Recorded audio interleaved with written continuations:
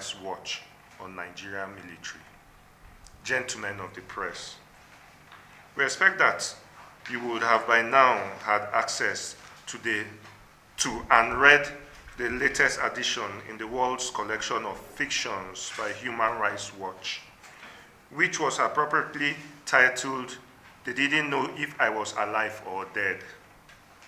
The 50-page report is anchored on unfolded allegations that the Nigerian military is detaining underage Boko Haram fighters. Several factors are interesting about this report.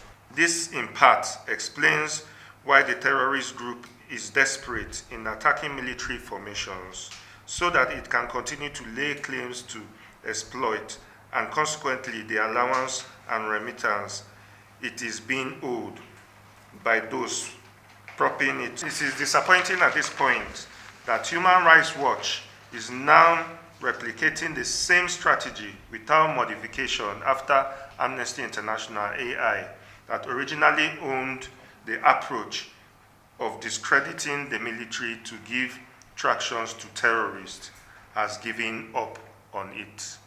The obsession is with writing reports, doctored reports, and severe fake news instead of taking practical steps that solves identified problems. We would have also loved for Human Rights Watch similarly failed to be realistic by asking that children that are freed from detention should be handed over to civilian judicial authorities, forgetting that some of them were in custody as per court rulings. Center for Social Justice, Equity and Transparency, CESJET, is therefore calling on the Nigerian authorities and the rest of the world to throw the Human Rights Watch report into the garbage bin, because that is where it rightfully belongs, and it should be disregarded totally.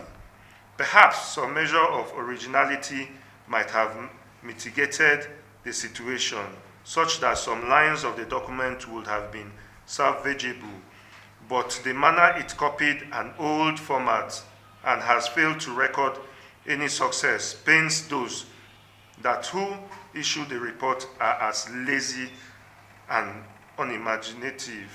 On these facts, that I encourage the world and members of the Fourth Estate to continue to demand more answers to these pertinent questions. 1. Why are they doing this to Nigeria? 2.